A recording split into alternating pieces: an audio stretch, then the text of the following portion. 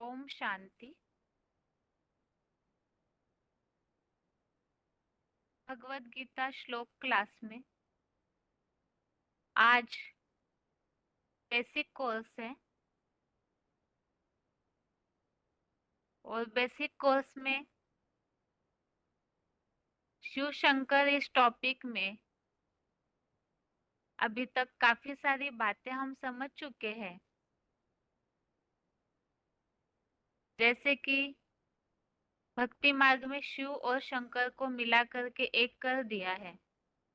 वास्तव में वो दोनों आत्माएं अलग होते हुए भी शंकर जो पुरुषार्थ करके शिव समान बन जाते हैं, तो इसीलिए संसार के सामने जब प्रत्यक्ष होते हैं तो अंतर न समझ पाने के कारण शिव और शंकर एक ही रूप में मिलाए गए हैं। और जैसे कि ये बातें भी हमने समझी है, शंकर जो शिव समान बनते हैं उन्हीं के लिए ही शास्त्रों में गायन है, आत्मा सो परमात्मा का। वही साकार सगुण भगवान का रूप बन जाते हैं। और जो आत्मा सो परमात्मा का रूप बनते हैं शंकर, जिनके लिए गीता में भी उल्लेख आए हुए हैं, पुरुषोत्तम सर्वोत्तम, इस तरह से ये तो उनके उस पुरुषार्थ की, उनकी वो ऊंचाई की स्थिति की बातें वर्णन की हुई है। अब ये भी हमने समझा कि ये शंकर यही है, हीरो पार्टधारी है, जो गीता में एक तीसरी कैटेगरी भी बताई हुई है परमात्मा शब्द उपयोग करके। और उनकी जो विशेषताएं है गीता में वो भी बताई हुई है कि वो किस तरह से सब स्थितियों में समान रहते हैं, संतुष्ट रहते हैं। इस परमात्मा पाठधारी की, अर्थात ये जो शंकर पाठधारी है, हीरो पाठधारी, जो परम आत्मा श्रेष्ठ आत्मा बड़े से बड़ा पाठधारी बनते हैं, उनकी एक और विशेष बात बताई कि परम पिता शिव उस तन में प्रवेश करके कार्य करते हैं और जिसे ही दिव्य अलौकिक जन्म कहा जाता है। परमपिता शिव उस साकार तन में प्रवेश करके कार्य करते हैं, इसके लिए गीता में जो उल्लेख आए हुए हैं, प्रवेश तुम परमपिता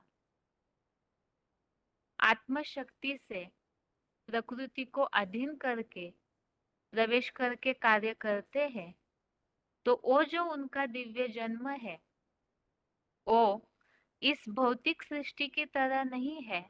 तो इस सृष्टि पर आने पर भी परमपिता शिव भौतिकता से परे रहते हैं और वो है ही अनासक्त ज्ञान सूर्य भी। अब ये शंकर के पाठधारी की ये विशेषता भी हमने समझी कि स्वयं भगवान अर्थात परमपिता शिव उनके द्वारा कार्य कर रहे हैं, तो उस व्यक्तित्व को पहचानना जरूरी है। अर्थात भगवान की पहचान यथार्थ रीति से होगी, तभी उन्हें यथार्थ रीति याद कर पाएंगे, और यथार्थ रीति याद कर पाएंगे तभी सदगति का रास्ता भी खुलेगा।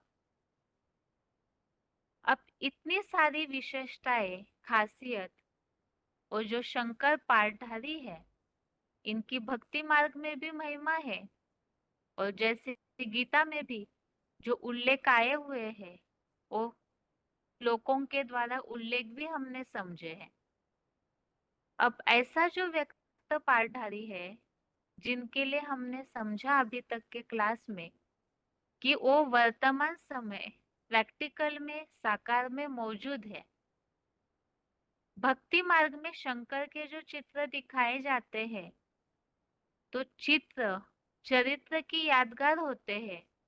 वो केवल कोई कल्पनाओं की बातें नहीं है, या प्रैक्टिकल में वो शंकर पाठधारी मौजूद है और जिनके द्वारा परमपिता शिव कार्य कर रहे। तो ऐसे पाठधारी को, जो हीरो पाठधारी है, सर्वोत्तम पुरुषोत्तम है, जिनके द्वारा परमपिता शिव कार्य कर रहे हैं, तो उन्हें पहचानेंगे कैसे?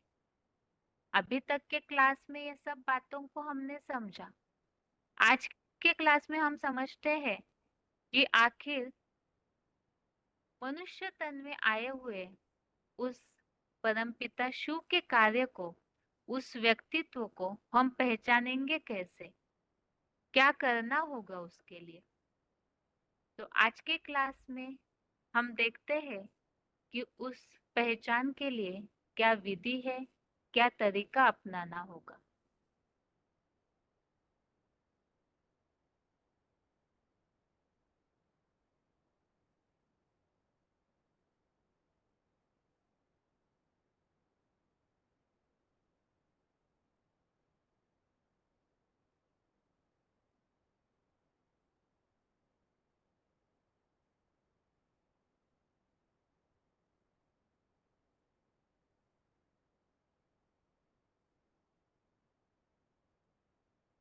अब ये जो विश्व है, ये तो बहुत बड़ा है, और इतने बड़े विश्व में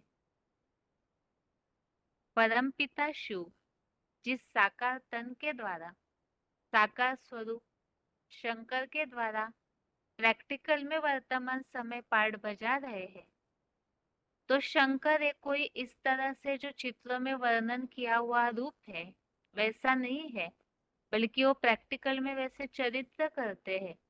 है तो वो भी एक साधारण मनुष्य। तो ऐसे साधारण मनुष्य रूप में परमपिता शिव का जो कार्य चल रहा है, तो उस व्यक्तित्व को इतने बड़े विश्व में कैसे पहचानेंगे? जिस दुनिया में हम सर्वसाधारण मनुष्य अभी जी रहे हैं, वो तो भौतिकता वाली सृष्टि है। तो भौतिक सृष्टि में जिस पंचभूतों से मनुष्य शरीर बना हुआ है, उन आंखों से तो हम इस भौतिक सृष्टि की सब चीजों को जान सकते हैं, पहचान सकते हैं। और ये जो आंखें हैं जिससे दुनिया को पहचाना जाता है, देखा जाता है, वो तो एक सीमित दायरे तक ही पहुंचती है। और परमपिता शिव के लिए, भगवान के लिए तो हमने इस बात को समझा है कि वो तो अनासक्त है, और विशेषतः वो भौतिकता से परे है। तो फिर भगवान को इस सृष्टि पर साकार तन में आए हुए हैं, उन्हें पहचानने के लिए क्या ये स्थूल नेत्र पर्याप्त है? तो पहले तो हम देखते हैं कि भगवत गीता में जहाँ भगवान ने इस बात को बताया है कि क्या भगवान को स्थूल नेत्रों से देखा जा सकता है, क्योंकि भगवान ने अर्जुन को तो यही बताया, जिसके लिए गीता में श्लोक आया हुआ है। जब अर्जुन भगवान का रूप देखना चाहते थे, तो भगवान ने अर्जुन को ये बात बताई, जो 11वें अध्याय का 8वां श्लोक है, अध्याय 11, श्लोक नंबर 8। श्लोक है, न तु माम शक्य से द्रष्टुम अनेनैव स्वचक्षुषा दिव्यम ददामि ते चक्षु पश्य मे योगमेश्वर। अर्थात, किंतु इन्हीं अपनी इन आंखों से मुझ इस देह में स्थित विराट रूप को नहीं देख सकेगा। तुझको बुद्धि की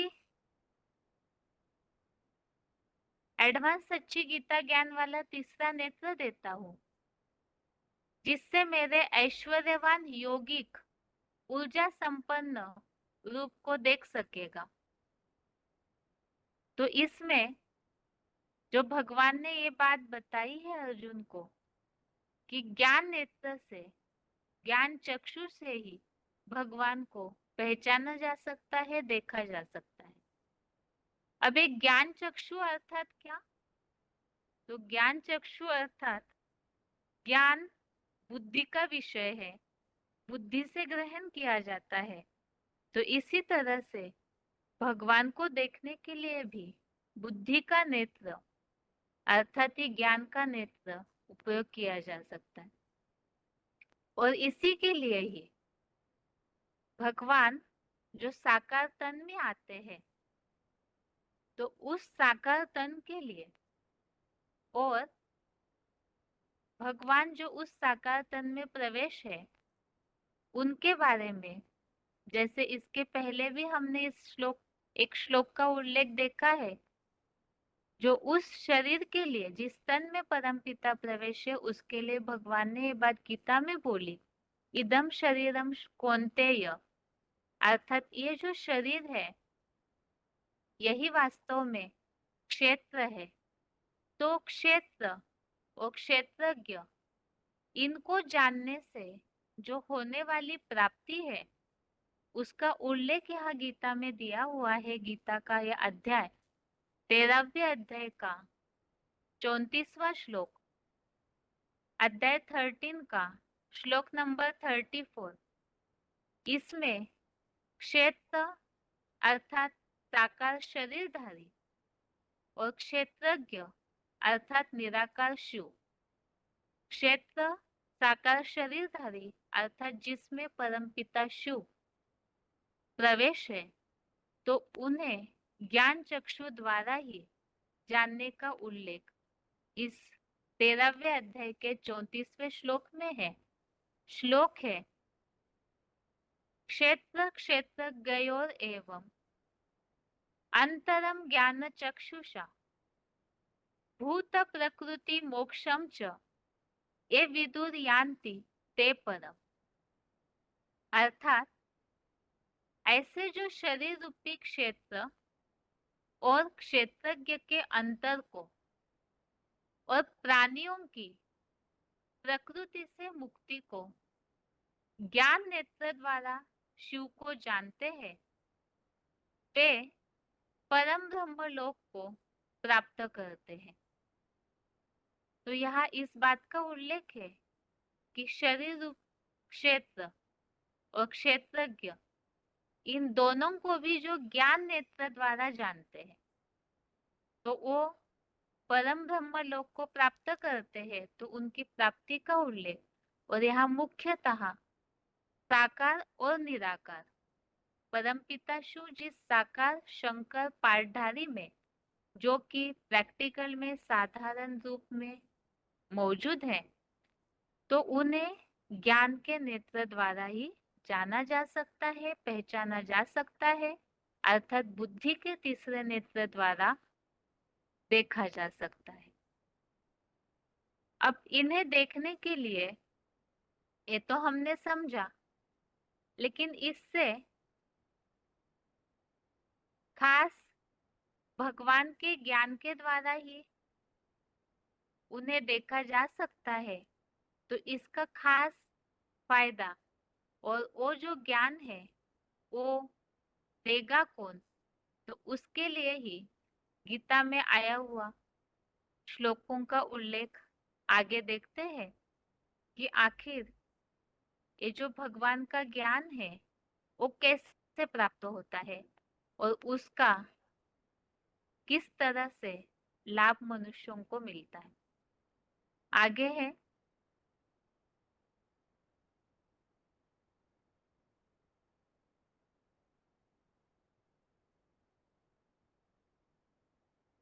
अब ज्ञान जो ज्ञान नेत्र द्वारा ज्ञान चक्षु के द्वारा उस क्षेत्र और क्षेत्रज्ञ को देख सकते हैं, जान सकते हैं, ऐसा उल्लेख आया है। ये जो ज्ञान है वास्तव में ज्ञान अर्थात क्या, बुद्धि के तीसरे नेत्र द्वारा भगवान को देख सकते हैं, और वो बुद्धि का तीसरा नेत्र अर्थात ज्ञान चक्षु। तो अब प्रश्न आता है, ज्ञान अर्थात क्या? ज्ञान अर्थात ही समझ, जानना, पहचानना। तो यहाँ पर एक ज्ञान अर्थात ही क्षेत्र अर्थात वो साकार पाठधारी, जो इस सृष्टि रूपी रंगमंच का हीरो पाठधारी साधारण मनुष्य शरीर में साधारण रूप में मौजूद है, और क्षेत्रज्ञ अर्थात तो निराकार तो उन दोनों को जानने, पहचानने, समझने का ज्ञान, ये ज्ञान ही वास्तव में ज्ञान का चक्षु है, ज्ञान का नेत्र है।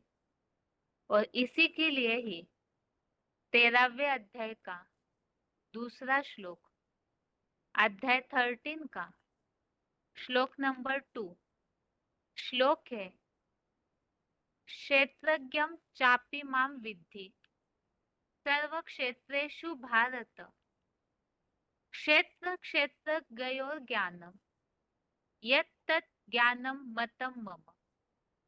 अर्थात हे भरतवंशी, सारे शरीर रूप में क्षेत्रों का ज्ञानी भी मुझ शिव बाबा को जान, मुझको जान, और इस देह व देह का ज्ञाता का जो ज्ञान है वही ज्ञान है, ऐसा मेरा मत है। तो इस श्लोक के भावार्थों में जो बात बताई है, शरीर रूप में क्षेत्रों का ज्ञानी भी, क्षेत्रों का ज्ञानी अर्थात ये जो शरीर है उस क्षेत्र का ज्ञानी, और जो भगवान को जान लेता है, जो देह और इस देह के ज्ञाता का जो ज्ञान है वही सच्चा ज्ञान है।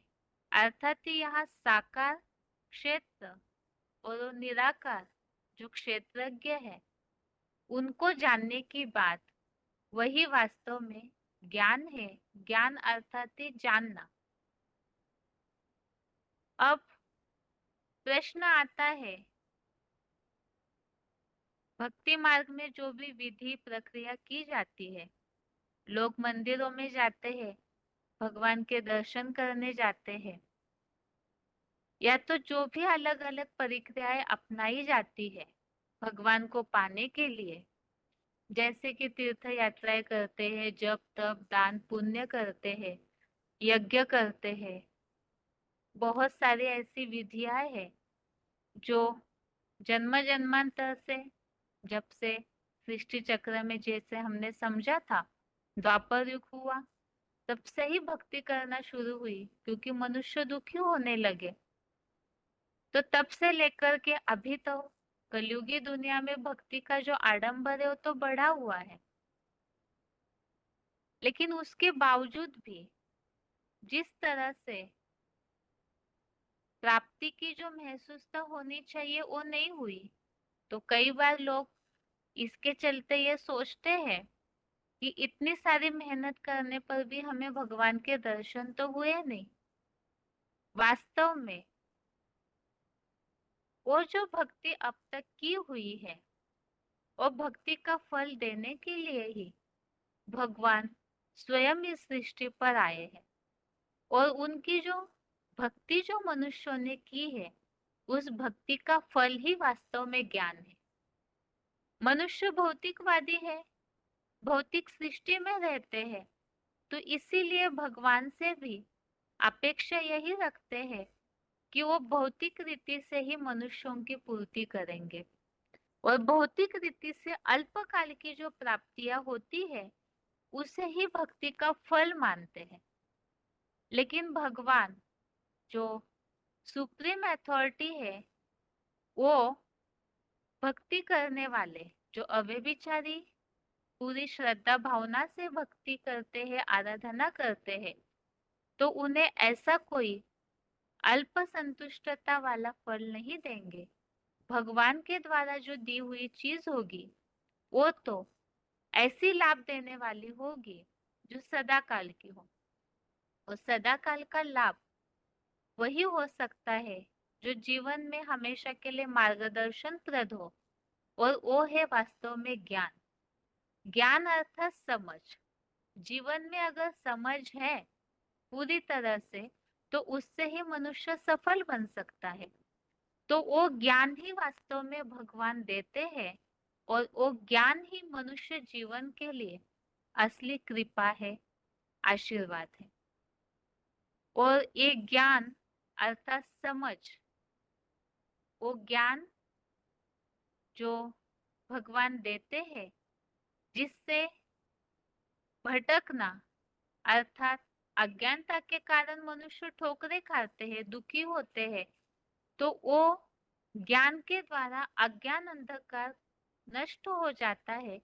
तो ये ज्ञान ही भगवान की मनुष्य मात्र के लिए कृपा है, जिसके लिए ही गीता में 10वें अध्याय का 11वां श्लोक, अध्याय 10 श्लोक नंबर 11 श्लोक है, तेषामेवानुकंपार्थम् अहम अज्ञान जमतमः नाशयाम्यत्म भावस्तो ज्ञान दीपेन भास्वता।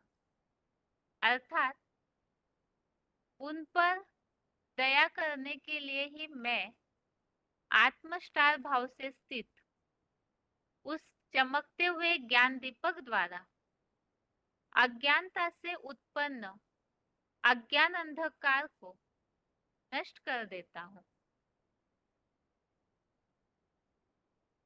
कई बार लोगों को ये ऐसे लगता है क्योंकि भौतिकता में बंधे हुए हैं तो स्थूल रीति से प्राप्ति की अपेक्षा करते हैं, लेकिन भगवान ऐसा ज्ञान का दीपक देते हैं जिससे कि मनुष्य मात्र के अंदर से अज्ञान अंधकार नष्ट होगा।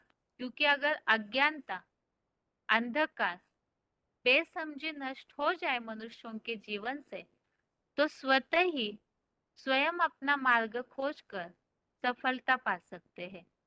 और इसी के लिए ही भगवान अज्ञान का अंधकार नष्ट कर देते हैं वो ज्ञान दीपक देकर के।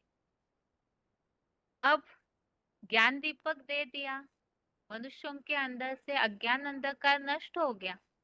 अब इसका और भगवान को पहचानने का क्या कनेक्शन है? क्योंकि ज्ञान मिल गया तो फिर मनुष्य स्वतः ही अपना जीवन चला सकते हैं, लेकिन भगवान को पहचानना ये कहाँ तक जरूरी है और क्यों जरूरी है? इसके लिए तो हमने ये बात समझी थी, भगवान को पहचानेंगे तभी ही याद करेंगे और तभी ही हमारे सदगति का रास्ता खुलेगा। और इसी के लिए ही भगवान की यथार्थ पहचान जरूरी है और उसका महत्व आगे समझते हैं कि वो पहचान जरूरी क्यों है।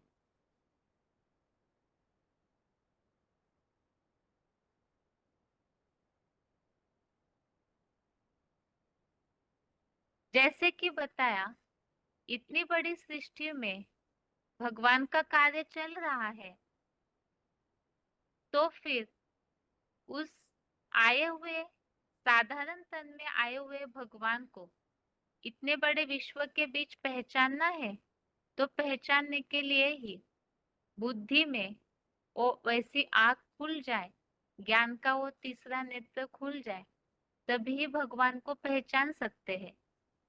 तो वो पहचानना ही वास्तव में सबसे बड़ी परीक्षा है।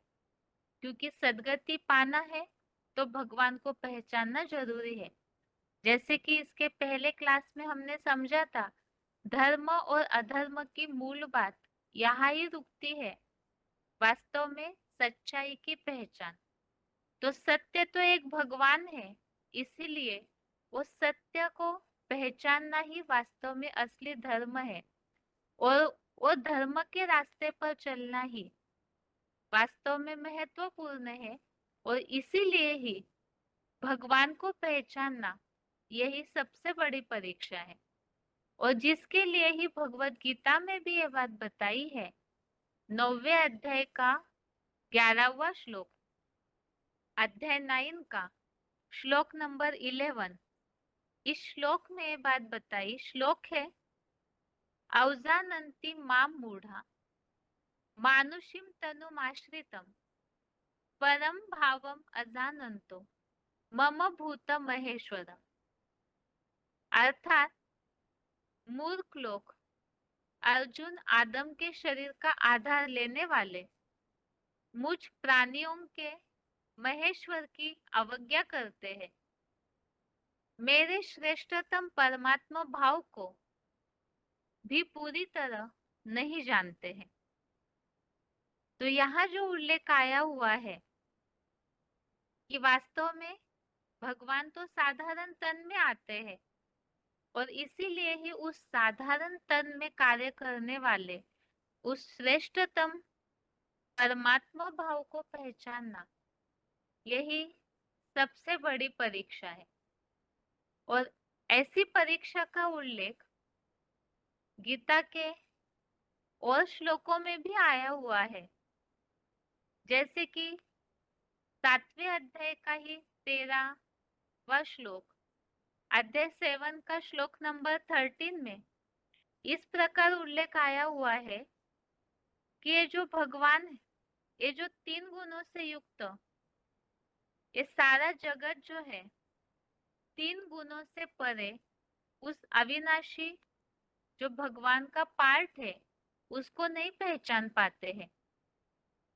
इसी तरह 7वें अध्याय के ही 14वें श्लोक में, अध्याय 7 के ही श्लोक नंबर 14 में भी इस प्रकार का उल्लेख आया हुआ है कि ये जो दैवी माया है भगवान को पहचानना, ये जो दैवी माया है ये कठिनाई से पार करने योग्य है। तो जो भगवान की शरण लेते हैं वही इससे पार कर पाते हैं, क्योंकि मनुष्य सब 3 गुणों से बंधे हुए हैं। तो जो 3 गुणों से परे भगवान है तो उनको नहीं जान पाते हैं।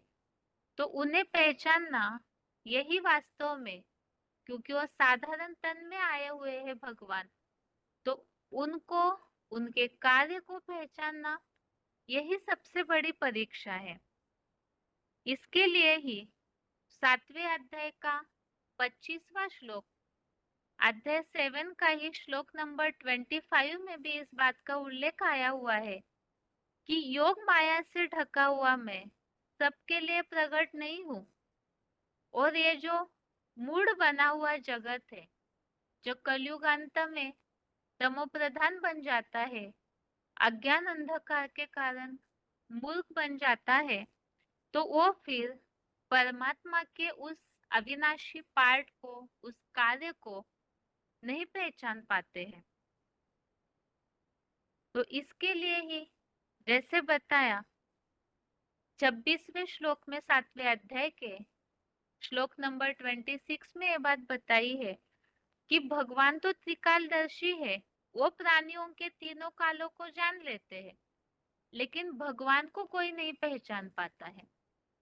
तो इन सब श्लोकों से भगवत गीता तो भक्ति मार्ग में बहुत पढ़ी जाती है, लेकिन ये समझा जाता है कि किसी और काल की बात होगी। लेकिन गीता में जो उल्लेख आया हुआ है, कलयुग अंत में भगवान कार्य करते हैं, धर्म ग्लानि के समय जहाँ सब धर्म मौजूद हो, तो वो समय वर्तमान कलयुग अंत का समय है, जहाँ सारी सृष्टि पर सारे धर्म मौजूद है, धर्म ग्लानि हो रही है। तो ऐसे समय में ही भगवान कार्य करते हैं। तो उनके उस साधारण शरीर में आए हुए उस परम पिता को पहचानना यही सबसे बड़ी परीक्षा है। अब इस परीक्षा को कैसे उन कौन पार कर पाते हैं? तो जो भगवान के ज्ञान का सहारा लेने वाले हैं। कोटों में कोई, ये करोड़ों का संसार है, उन करोड़ों में कोटों में भी कोई, वो कोई में भी कोई, अर्थात बहुत थोड़े ऐसे भाग्यवान हैं जो इस परीक्षा को पार कर पाते हैं, अर्थात ही भगवान को पहचान लेते हैं। भौतिक दुनिया में से, भौतिकता से परे वो जो भगवान है उन्हें पहचानना वही बड़ी बात है, जिसके लिए ही गीता के इस 7वें अध्याय के 3रे श्लोक में, अध्याय 7 के श्लोक नंबर 3 में यह बात बताई है। मनुष्यानां सहस्रेषु कश्चित् यतति सिद्धये यततामपि सिद्धानां कश्चित् मां वेत्ति तत्वतः। अर्थात हजारों मनुष्य आत्माओं में कोई एक सिद्धि के लिए यत्न करता है और यत्न करता सिद्धों में भी मुझको कोई यथार्थ रीति जानता है। तो भक्ति तो करते आए, लोग सोचते हैं हमने पहचाना। अगर पहचाना होता तो भगवत गीता में भगवान ने ये बात का उल्लेख किया है। अर्थात जरूर ऐसे कोई विरले लोग होंगे जो भगवान को यथार्थ रीति जान पाते हैं। तो उन्हें जानेंगे कैसे, पहचानेंगे कैसे, उसका तरीका क्या है, उसके लिए क्या करना होगा, आगे समझते हैं।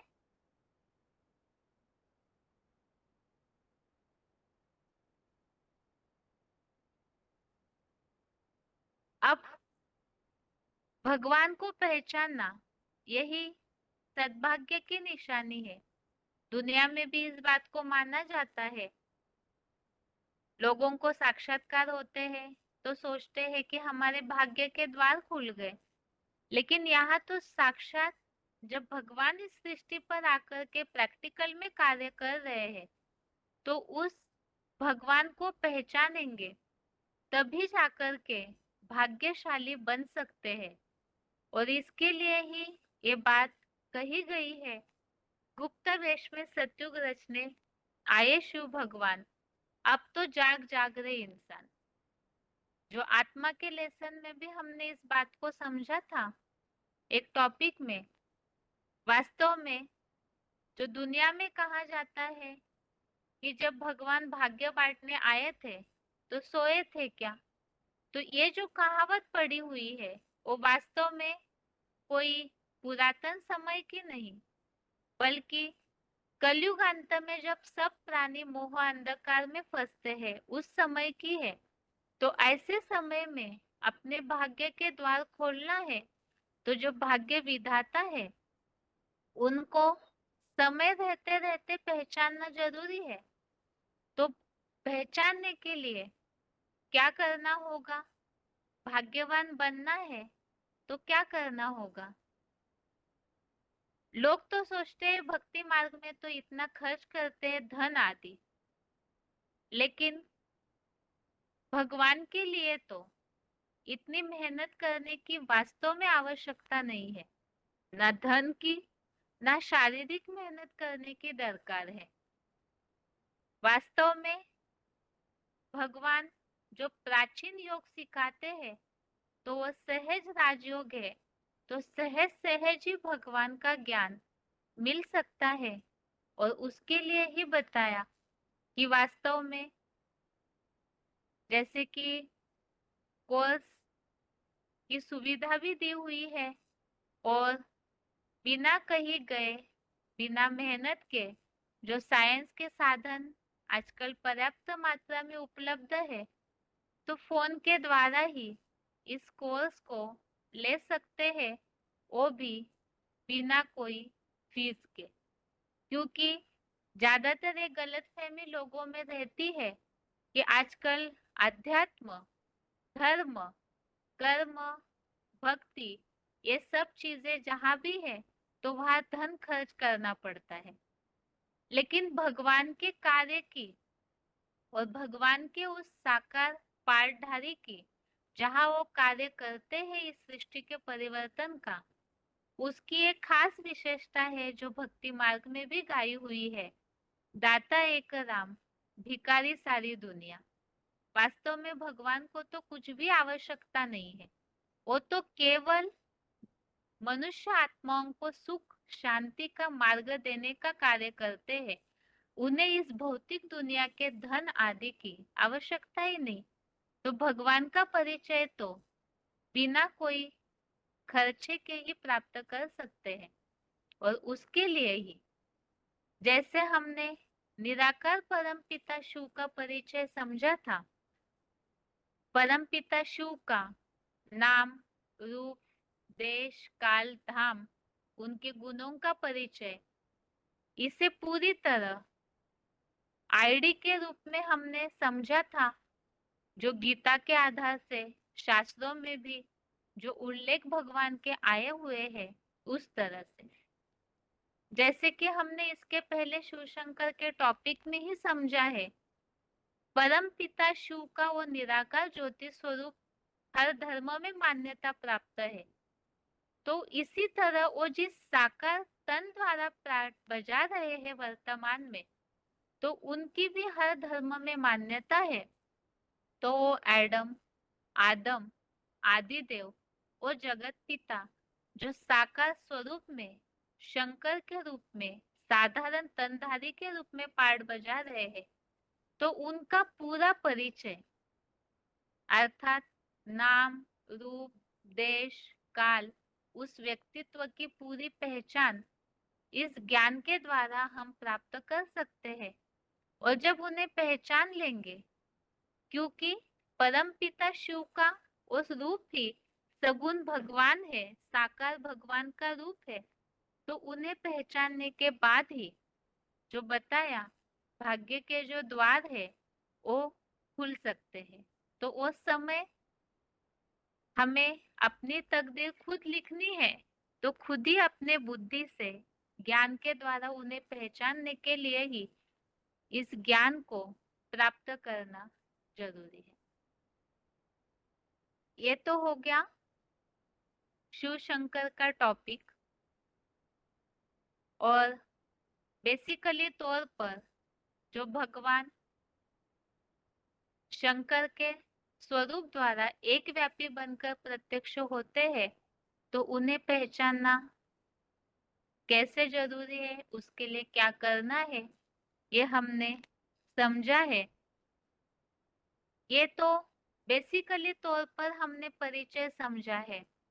इसके लिए और भी अच्छी तरह से गहराई से समझने के लिए ही एडवांस नॉलेज का कोर्स जो डिटेल में दिया जाता है, क्योंकि ये तो बेसिक तौर पर हमने सारी बातें शास्त्रों के आधार से, गीता के आधार से समझी। अब उस व्यक्तित्व का पूरा परिचय और वो अर्थात परमपिता शिव, उस साकार तनधारी जो परमात्मा पाठधारी शंकर के द्वारा जो कार्य करके सृष्टि परिवर्तन का कार्य कर रहे, तो किस तरह से क्या तरीका है, उससे पूरा विधि पूर्वक जानने के लिए एडवांस कोर्स समझा जा सकता है।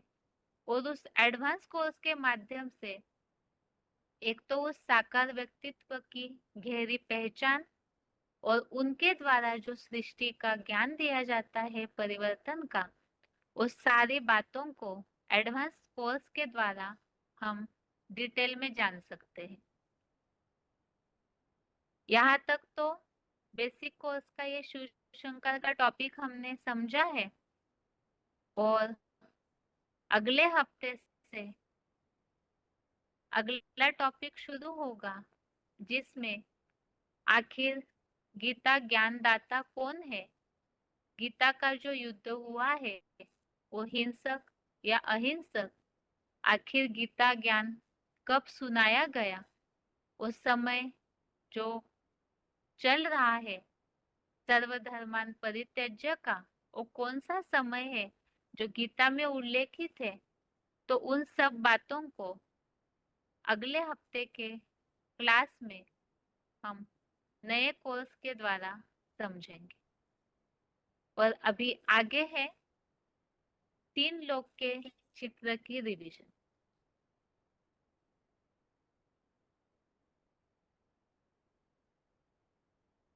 3 लोक के चित्र में अभी तक के रिवीजन के क्लास में हमने समझा है, ये 3 लोक अर्थात ये जो 3 भाग है, इसमें परम धाम का सेटिंग हमने समझा था। परम धाम में अलग अलग सेक्शन बने हुए हैं, और वो जो सेक्शन है उसमें आत्माओं का अपना अपना स्थान निश्चित है। जैसे जैसे जिनकी बुद्धि की सूक्ष्मता, उस आधार से वो उतनी ऊंची स्टेज में होंगे परम पिता के नजदीक। और जितनी बुद्धि की जड़त्वमय स्टेज, उतना वो नीचे की ओर होते हैं। और परम धाम में इस तरह से बुद्धि के आधार से सबका स्थान निश्चित है। और सृष्टि पर जो जैसे कर्म करते हैं उसी आधार से उनका वहां पर परम धाम में स्थान भी बुद्धि के आधार से निश्चित होता है। और ये बात जब हमने समझी, जब सबका स्थान निश्चित है, तो फिर सभी अपने अपने ही जन्म मरण के चक्र में आते होंगे। लेकिन ये जो गलत फहमी फैली हुई है कि मनुष्य आत्माएं 84 लाख योनियों से गुजरते हैं, तो वास्तव में मनुष्य आत्मा 84 लाख योनियों के रूप में जन्म नहीं लेती, मनुष्य रूप में ही जन्म लेती है। उसके काफी सारे प्रमाण हमने समझे। मनुष्य या कोई भी योनि वाले हो, अपनी योनि में ही जन्म लेते। विशेषकर तो यहाँ मनुष्यों की बात है, वो अलग अलग योनियों में जन्म नहीं लेती, मनुष्य रूप में ही जन्म लेती है। अब फिर प्रश्न आता है, जो आज के रिवीजन क्लास में हम इसे समझते हैं, कि जब मनुष्य मनुष्य रूप में ही जन्म लेता है, तो फिर मनुष्य जन्म दुर्लभ है, क्या यह गायन झूठा है? क्योंकि जब मनुष्य मनुष्य रूप में ही जन्म ले रहा है, तो मनुष्य जन्म दुर्लभ, ये मान्यता कहाँ से चली आई? और वो कौन सा जन्म है? यदि ये मान्यता वास्तविक है, तो फिर ऐसा वो कौन सा जन्म है जो दुर्लभ माना जाता है? दुर्लभ तो वो चीज होती है और जो बहुत महत्वपूर्ण हो, श्रेष्ठ हो। तो ऐसा वो मनुष्य जन्मों में कौन सा जन्म है जिसे दुर्लभ कहा है? वो किस जन्म का, किस समय का गायन है?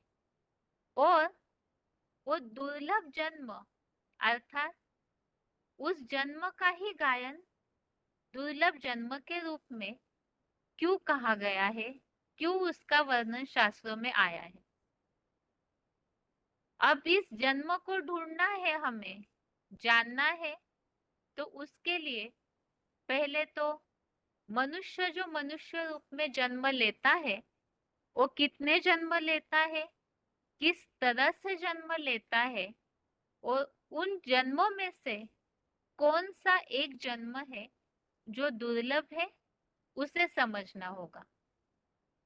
अब जन्मों को समझना है, तो फिर मनुष्य जन्म कहाँ लेते हैं, उसे समझना होगा। मनुष्य जन्म तो इस सृष्टि में लेते हैं। जैसे हमने शुरू में समझा कि ये साकार वतन है, स्थूल वतन है, और इसे शेक्सपियर ने भी कहा है कि ये सृष्टि रूपी रंगमंच है, नाट्य मंच है ये। तो ये जो सृष्टि है, जो एक विराट नाट्य मंच है, अर्थात ये सृष्टि एक नाटक है।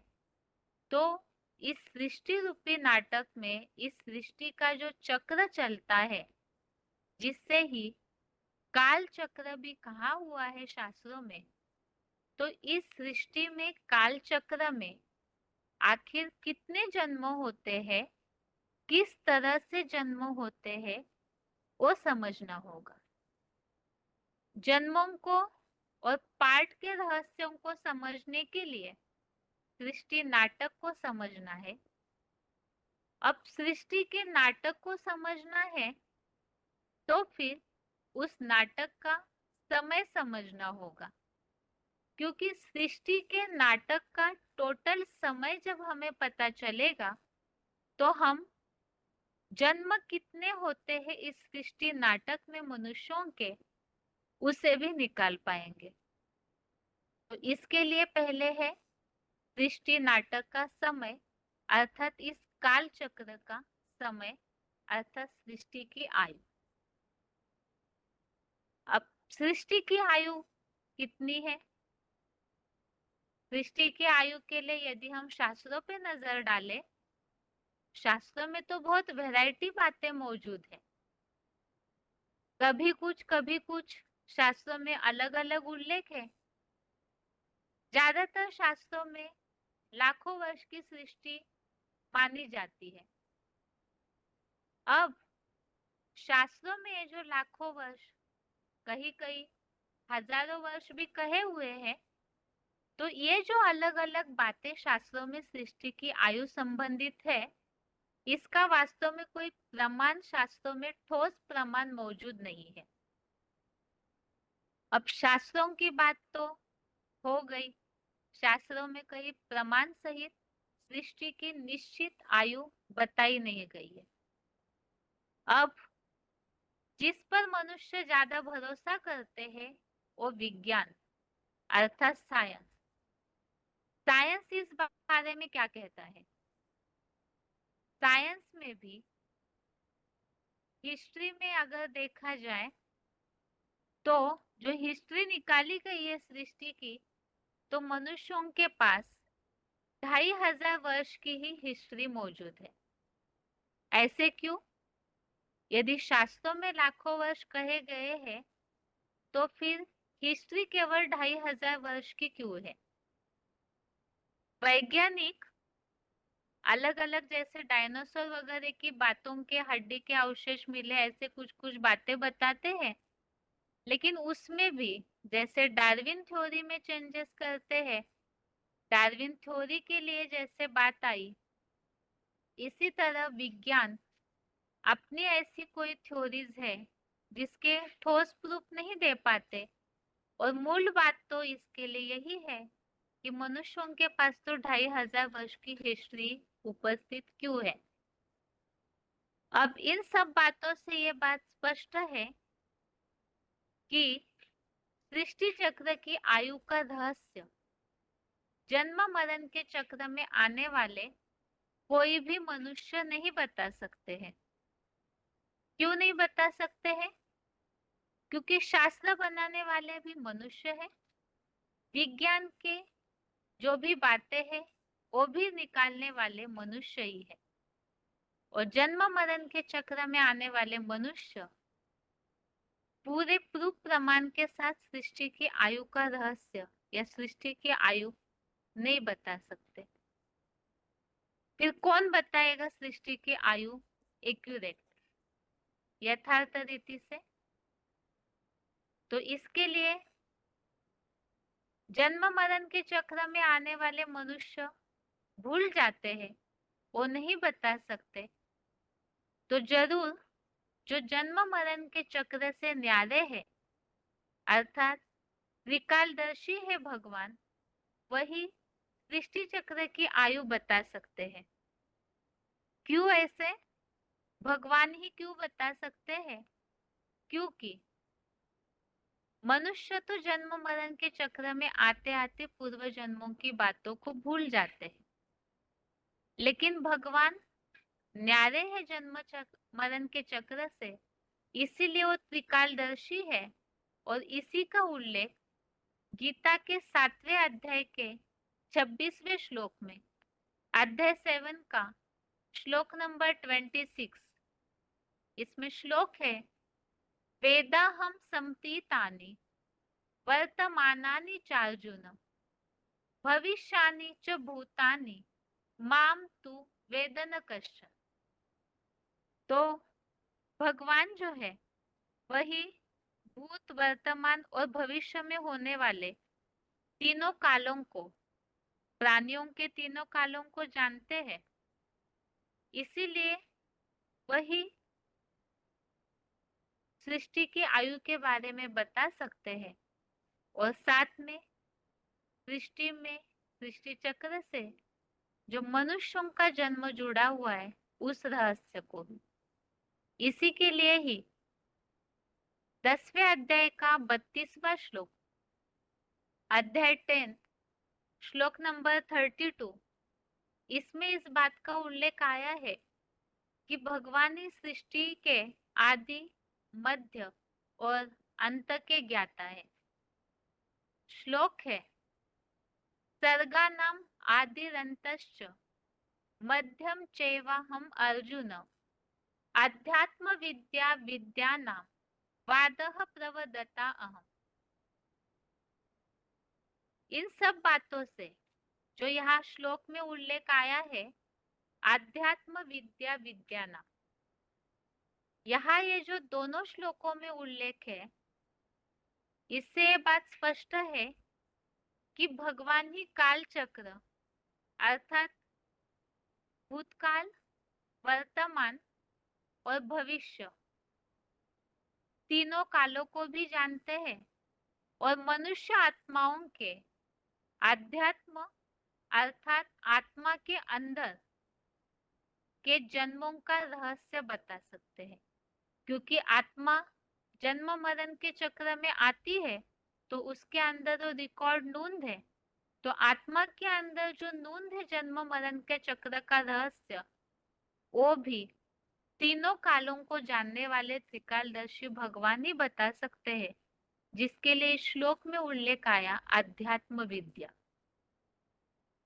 अब ये बात तो स्पष्ट हो गई कि भगवान ही जो तीनों कालों को अर्थात सृष्टि चक्र को और सृष्टि चक्र से ही जुड़े हुए जो मनुष्यों के जन्म है उसका रहस्य बता सकते हैं। तो भगवान किस माध्यम से उस रहस्य को बताएंगे? एक ही है ऐसा शास्त्र जिसे भगवान वाच की उपाधि मिली है। तो भगवत गीता जो स्वयं भगवान के द्वारा बोली हुई है, तो उसमें देखते हैं कि क्या काल चक्र का ये रहस्य स्पष्ट है। अब गीता के आधार से सृष्टि चक्र की आयु को हमें समझना है।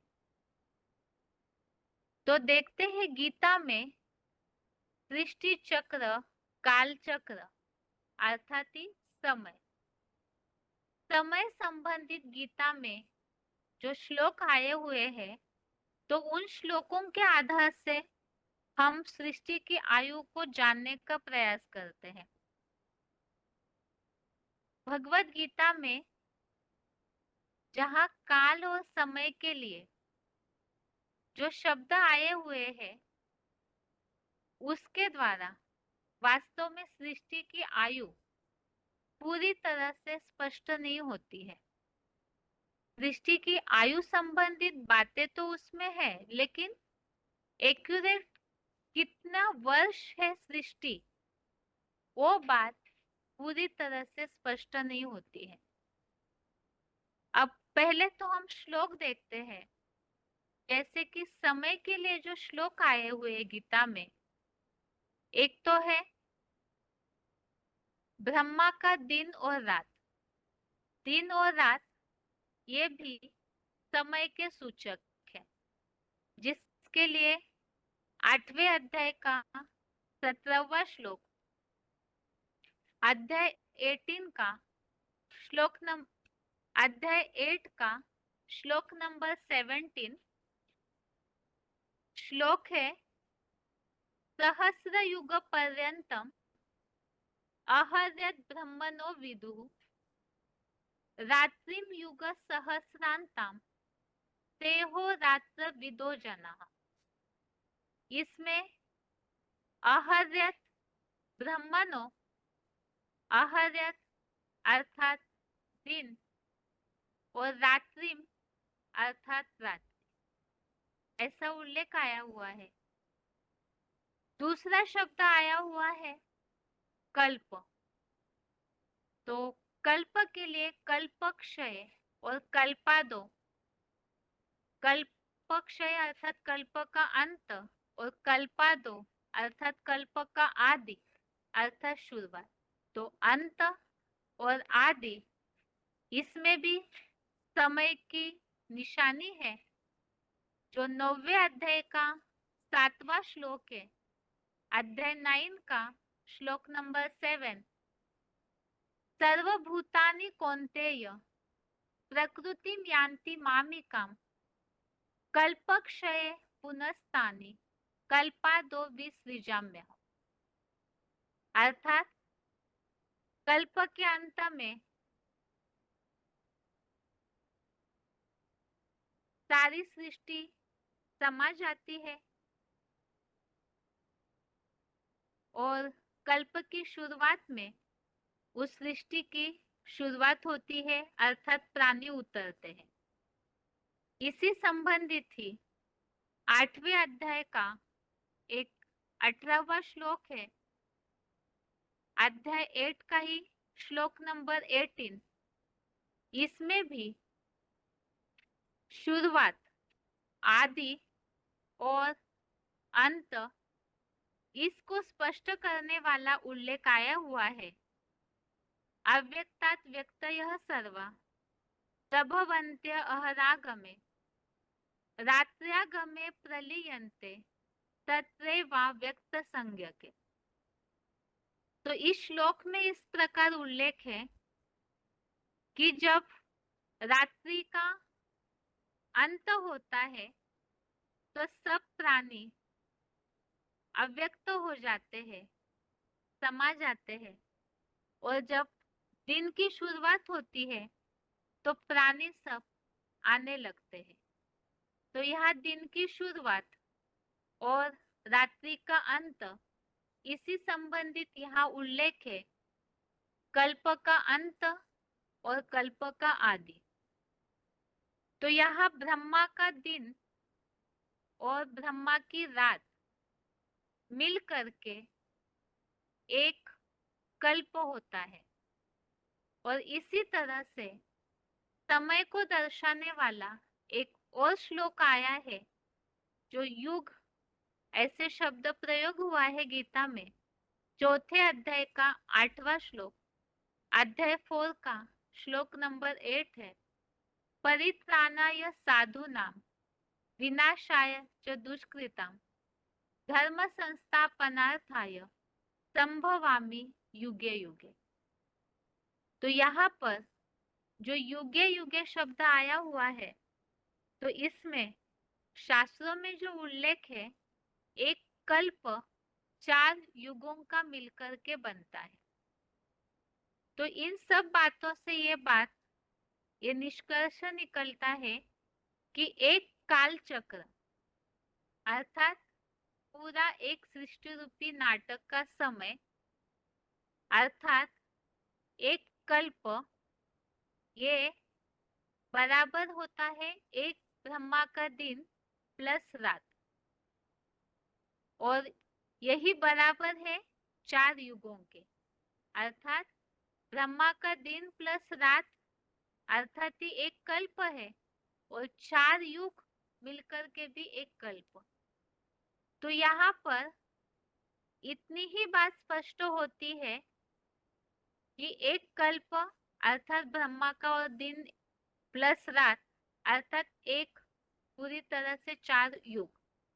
लेकिन इसमें वर्ष की संख्या जो है वो गीता में स्पष्ट नहीं की हुई है, अर्थात वास्तव में मनुष्यों के जन्मों का रहस्य निकालना है तो सृष्टि की आयु की संख्या चाहिए कि एक्यूरेट सृष्टि की आयु अर्थात सृष्टि चक्र का काल चक्र कितने वर्षों का है। तो गीता में ये बात संख्या के रूप में स्पष्ट नहीं हुई है। तो ऐसे क्यों है? गीता में जहाँ भगवान वाच कहा हुआ है, तो गीता में आयु स्पष्ट क्यों नहीं आई और संख्या स्पष्ट क्यों नहीं हुई? तो इस बात का उत्तर के लिए अगले हफ्ते का रिवीजन क्लास हम समझेंगे कि आखिर काल चक्र या सृष्टि की आयु का समय स्पष्ट न होने का कारण क्या है। आज के लिए तो रिवीजन यहाँ तक ही, जिसमें आज की क्लास में हमने समझा है शिव शंकर के टॉपिक में भगवान को पहचानेंगे कैसे, ज्ञान नेत्र से, और उन्हें पहचानना यही वास्तव में एक परीक्षा है, क्योंकि भगवत गीता में भी इस बात का उल्लेख आया हुआ है, योग माया से ढका हुआ मैं सबके लिए प्रकट नहीं हूँ। तो इसीलिए ही फोटो में कोई ही भगवान के उस पार्ट को, उस कार्य को पहचान पाते हैं। तो उन्हें पहचानेंगे तो ही भगवान के द्वारा जो भाग्य के रास्ते खुलते हैं वो रास्ता खुल सकता है। और उसे जानने के लिए हमें कुछ मेहनत करने की आवश्यकता नहीं है। तो बताया कि साइंस के साधन तो इसीलिए ही निकले हुए हैं ताकि जब कलयुग अंत के समय, सृष्टि परिवर्तन के समय भगवान अपना कार्य करते हैं, तो हम भगवान को आसानी से पहचान सके और उनके द्वारा दिया हुआ जो ज्ञान है, ज्ञान के तीसरे नेत्र से उन्हें पहचान करके अपना भाग्य बना सके। और उसके लिए जैसे बताया कि फोन के द्वारा कोर्स ले सकते हैं, बेसिक कोर्स, और उसके बाद अपनी आत्मा का उद्धार करने के लिए डिटेल जानकारी एडवांस कोर्स के रूप में ले सकते हैं, और जो जन्म जन्मांतर का भाग्य है वो बना सकते हैं। और 3 लोक के चित्र में रिवीजन में हमने समझा, मनुष्य जो है वो मनुष्य रूप में ही जन्म लेता है, 84 लाख योनियों में नहीं लेता। तो फिर जब मनुष्य रूप में ही जन्म लेते हैं तो कौन सा जन्म है इसका गायन मनुष्य जन्म दुर्लभ है ऐसे है, उस जन्म को ढूंढना है। तो सृष्टि में ही जन्म होते हैं मनुष्यों के, इसीलिए जन्मों को ढूंढने के लिए सृष्टि की आयु को ढूंढना है। सृष्टि चक्र का समय जब हमें पता चलेगा तो जन्मों का रहस्य क्लियर होगा। सृष्टि की आयु के लिए जब हम नजर डालते हैं, शास्त्रों में वैरायटी बातें हैं और विज्ञान में तो 2500 वर्ष की हिस्ट्री की केवल प्रूफ है। तो इस हिसाब से सृष्टि की आयु जो है वो स्पष्ट नहीं होती है। फिर वो कैसे स्पष्ट होगी, तो इसके लिए गीता के उल्लेखों को हमने देखा, लेकिन गीता में भी ये बात स्पष्ट नहीं है। तो क्यों स्पष्ट नहीं है, उसे हम अगले हफ्ते के रिवीजन में समझते हैं। तो इस तरह से आज के लिए बेसिक कोर्स यहाँ पूरा होता है। आज के लिए गीता क्लास यहाँ तक ही। ओम शांति।